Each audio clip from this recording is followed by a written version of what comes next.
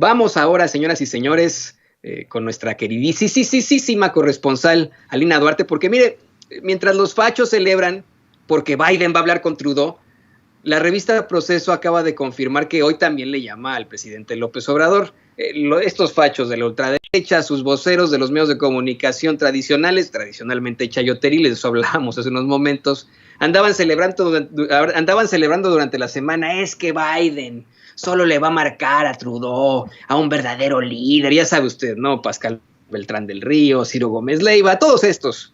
Bueno, resulta que una serie de funcionarios le confirmaron hoy a la revista Proceso que el presidente de los Estados Unidos sostendrá una llamada con el presidente López Obrador para hablar de la agenda bilateral en el inicio, así le dicen ellos, lo estoy citando, en el inicio de la construcción de la relación personal abocada a mejorar precisamente la agenda bilateral en todos sus aspectos y áreas por el bien de la sociedad y la economía de las dos naciones. Y bueno, pues esto por supuesto que quiero platicarlo con mi amiga, con mi compañera, colega, corresponsal de Sin Censura, con Alina Duarte. Alina, muy buenas tardes, ¿cómo te va? Hola, ¿qué tal, Toño? Saludos a ti, a todo el auditorio, bien aquí, al pendiente de lo que pasa justamente en esta relación bilateral y sobre todo también, ¿no? Estas reacciones que habría que estar cuestionando desde raíces mucho más profundas que tiene que ver con una colonización mental de la derecha mexicana en donde no se conciben a sí mismos y no tienen idea de esta soberanía nacional que al final es justamente lo que caracteriza a la derecha entreguista en varios de los países de América Latina y en general que hacen estas alianzas con Estados Unidos, entregándole todos los recursos, entregándole todo lo que necesiten. Entonces creo que desde ahí se entiende muy bien cuál es su rol y por qué están consternados todo el tiempo, porque necesitan, ¿no?, que este centro político, económico que significa Estados Unidos venga a dictaminar toda la serie de medidas, todo lo que tenemos que hacer, decir, pensar, a pesar de todas las contradicciones que tiene nuestra relación bilateral, ¿no? Es una relación bastante complicada que no es, yo lo decía en algún momento en otra entrevista, qué bueno que yo no soy Andrés Manuel López Obrador y no tengo que decidir por 120 millones de mexicanos aquí y otros 30 millones en Estados Unidos, porque esto no es una cuestión de berrinches, esto no es una cuestión de lo que uno como individuo quiera hacer, es una cuestión de políticas de Estado, de relaciones bilaterales y que creo que reducir la complejidad económica, histórica, política, etcétera, de ambos países a una llamada telefónica, Dios mío, ¿no? Qué cortedad de horizonte de esta derecha, Toño. Sí, exactamente, ¿no? Era desde el principio así.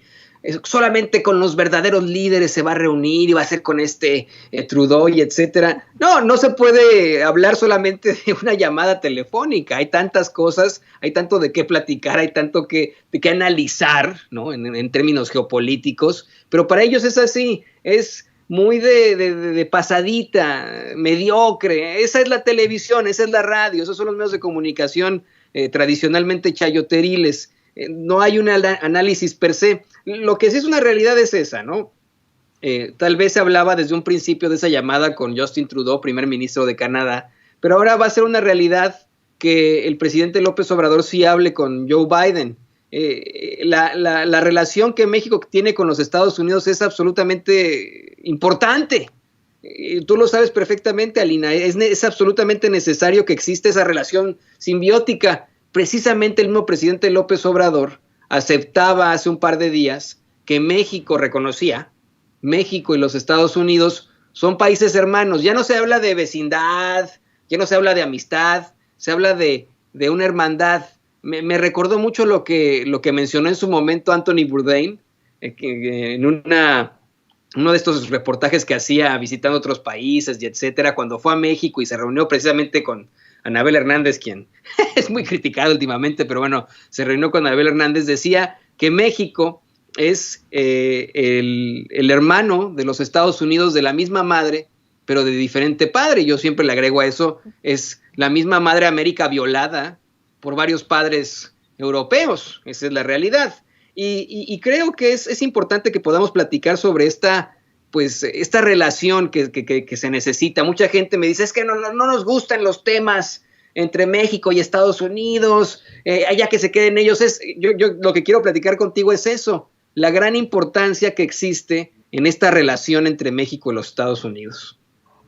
A ver, pues para empezar, Toño, yo ahí agregaría algo que es básico, ¿no? Y es un tema de la historia de nuestros pueblos. Cuando hablamos de esta colonización mental, o cuando me refiero a eso por parte de la derecha mexicana, también me refiero a esa colonización que llevaron a cabo en los pueblos originarios, en los pueblos indígenas en Estados Unidos, y masacraron a la mayoría de los pueblos originarios, luego trajeron esclavos. Ese es el Estados Unidos que nos han hecho creer, y que al momento de analizar Estados Unidos, México, pareciera que sí es el ejemplo de democracia, y por eso pesa tanto una llamada de quién sea el presidente de Estados Unidos. Y yo creo que también hay que saber diferenciar, y hay que tener claridad en que el gobierno y los pueblos no son lo mismo. En el caso de Estados Unidos estamos hablando de 70 millones de personas que no votaron por Joe Biden. Estamos hablando de que incluso los que votaron por Joe Biden, yo creo que no tienen nada en común con todas las élites del Partido Demócrata, con todos los oligarcas, con todos los dueños de las grandes empresas transnacionales, y el pueblo estadounidense que hoy está sufriendo allá también. A veces yo sigo sin entender, ¿no? Cómo es que mentalmente también nosotros las fronteras se nos imponen, y entonces no nos logramos identificar con los mismos pueblos oprimidos, sean de Estados Unidos, sean de Chile, sean de donde sean, con el pueblo mexicano, ¿no? Y bueno, el tema de México es aún más complicado, esta trama, estos lazos históricos en donde, vaya paradoja, los medios nos hacen creer que nosotros somos los migrantes, cuando en realidad muchísimos de nuestros pueblos estuvieron ahí hasta que las fronteras nos dividieron y nos robaron nuestro territorio. Entonces, ahora entender que siglos después vamos a hacer borrón y cuenta nueva, y que de la frontera para arriba es una realidad y la frontera para abajo es otro, es quedarse ciegos y hablar desde el desconocimiento de lo que ha pasado en la historia entre ambos países. Hoy estamos en una fase en donde lamentablemente incluso las fronteras superan toda esta cuestión económica, financiera, en donde las grandes empresas transnacionales van y se asientan en donde les da la gana, mientras las personas y los que trabajamos, la mano de obra, somos criminalizados, ¿no? Es una de las grandes paradojas de este sistema llamado capitalista, donde nosotros los migrantes los vemos cómo están migrando, y siempre se nos olvida todo, porque toda la historia empieza de la frontera del Río Bravo para arriba, y se nos olvida que Estados Unidos fue e hizo una guerra civil en El Salvador, y por eso tuvieron que emigrar, y después los criminalizan. Se nos olvida que van sus empresas y nos despojan de todos los recursos en Centroamérica, y ahora la gente que está migrando, incluso las maras, ¿no? Eso a mí me llama mucho la atención, porque si se crearon estos grupos, estos pandilleros que hoy conocemos sobre todo en El Salvador, sobre todo esta la Mara Salvatrucha, eso fue una migración dada por la guerra civil en la cual participó Estados Unidos. Ellos se fueron migrando a California, ahí supieron cómo trabajaban estos grupos delincuenciales, y después Estados Unidos los volvió a deportar a El Salvador. Así es como nacen las maras, que hoy no permiten avanzar también en una sociedad democrática en Centroamérica. Entonces se nos olvida siempre el rol de Estados Unidos y por qué es tan importante. La guerra contra el narcotráfico es el mejor ejemplo en el caso de México. Todo lo que hemos visto con estos agentes extranjeros, ellos ponen las armas, ellos ponen el tráfico de drogas, y nosotros ponemos los muertos. Entonces, no es que no nos importe lo que está pasando en Estados Unidos, hoy es imposible que las fronteras nos terminen dividiendo, ¿no? Yo creo que en la medida en la que entendamos que todos estamos en la misma lucha, que el pueblo estadounidense tiene muchísimas cosas en común con nuestro pueblo mexicano, con nuestro pueblo salvadoreño que está sufriendo, yo creo que ahí sí van a cambiar las cosas. Entonces, de que nos importen, nos tienen que importar. Y rápidamente decir eso, uno se imagina viviendo en México que el estadounidense per se, el estadounidense de a pie, es racista y no quiere a los mexicanos y no tiene idea de la vida ni nada, pero hay de todo, obviamente, ¿no? El pueblo de Estados Unidos también tiene a muchas personas con conciencia que no saben realmente lo que está pasando, porque sus medios de comunicación tradicionales les pintan una cara muy distinta del resto de los países, y que cuando se enteran, por ejemplo, del intervencionismo en otros países, de varias políticas de su propio gobierno, se oponen absolutamente a esto, Alina, y eso sí quiero dejarlo muy, muy claro. Yo quiero decir así, millones y millones de estadounidenses que también tienen una conciencia de justicia social, no solo para sus familias, no solamente para ellos, sino para todo el mundo, y como bien lo dices, creo que todos los trabajadores del mundo estamos en la misma lucha. Totalmente de acuerdo. Yo creo que hay que entender también que que los medios nos muestran y que ese es el esfuerzo que hacemos aquí en Sin Censura, el trabajo que he tratado de hacer durante ya 10 años, se dicen pocos, pero ya llevo 10 años en las calles, al lado de los movimientos sociales, de la gente. Es eso, ¿no? Es tratar de mostrar que Estados Unidos no todo es Bill Clinton, Obama y Joseph Biden.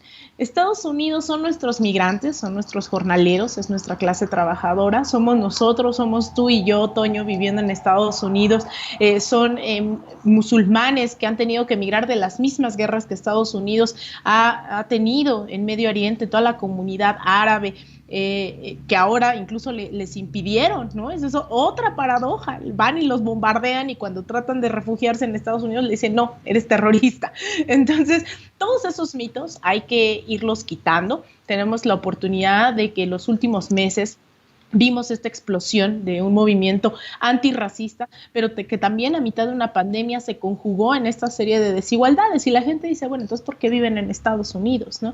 Pues porque al final, estemos en la latitud que sea, siempre va a haber lucha de clases y siempre va a haber trincheras que ocupar y siempre va a haber periodismo que hacer. Entonces, creo que ese tipo de cosas también a la gente luego les cuesta trabajo porque hemos consumido durante toda la vida películas de Hollywood, hemos leído y visto los grandes medios y de repente nos damos cuenta que no es así. Y creo que de eso va el venir a contarles que hay un pueblo en Estados Unidos que está resistiendo. Muchos de ellos votaron por Joe Biden porque fueron de los grupos más asediados, pero eso no significa que los 70 millones, no hay que irnos a los extremos. Nadie está diciendo que los 70 millones de personas que votaron por Trump sean racistas y supremacistas. Ese es un grupo muy pequeño que lo vimos irrumpiendo en el Capitolio, pero también incluso la gente que votó por Trump es clase trabajadora como nosotros, ¿no? Y que necesitaban trabajo, que creyeron en una agenda económica en la que proponía Donald Trump, etcétera, etcétera. Entonces, ese universo tan amplio dentro de Estados Unidos, ni siquiera, y tú lo sabes, Toño, no es lo mismo la realidad de la comunidad mexicana en Nueva York, que en Chicago o que en California, ¿no? Es totalmente distinto y por eso hay que irse con pinzas, hay que irse con cuidado. Nadie está diciendo es mejor uno u el otro. Lo que decimos es hay un pueblo resistiendo y creo que también ahí merecen toda la empatía y la solidaridad como lo merecen todos quienes están resistiendo, sea en México o sea en cualquier parte del mundo. Así es, Alina, es importante que sigamos luchando todos juntos. Yo estoy convencido de que la idea de las fronteras es ridícula en una comparación, disculpe usted, con una casa. Mucha gente me dice, es que ¿a poco tú vas a dejar que entren a tu casa? No, es que no es lo mismo. Nosotros, y está en la Declaración de los Derechos Humanos, la Declaración Universal de los Derechos Humanos, tenemos el derecho de decidir dónde queramos vivir. Las fronteras pues simplemente nos dividen y así de sencillo, ¿no? Y no nos pueden seguir dividiendo en estos momentos. Tenemos que pensarnos todos como seres humanos y no tanto como, ay, es que él es musulmán, ay, es que ella es judía, es que este señor es de la India, es que él es mexicano. No, todos estamos en esta misma lucha, como dice Alina. Y Alina, bueno, pues una vez más, muchísimas gracias por este análisis tan interesante. ¿Qué te parece que nos compartes tus redes sociales? ¿Vas a participar esta noche con Meme? Claro que sí, como cada noche voy a estar ahí con Meme en Sin Censura Nocturna y mucha gente luego me dice que por qué no participo diario, es como sí participo diario, pero estoy en la noche, pero es un honor estar aquí cada que me inviten. Yo les invito también a que me sigan en Twitter en @AlinaDuarte_, en Instagram _AlinaDuarte, también en mi página de Facebook Alina Duarte Periodista y ahí en mi canal de YouTube también para que se suscriben y ahí cuando esté yo de cobertura seguro estoy subiendo videos por ahí. Te mando un abrazo, Toño, a todo el equipo, a Ceci ahí, al equipo de Sin Censura y nos vemos más noche en Sin Censura Nocturna. Ahí tiene usted, Alina Duarte, nuestra corresponsal en Sin Censura. Muchas gracias a la amiga, compañera, colega Alina Duarte.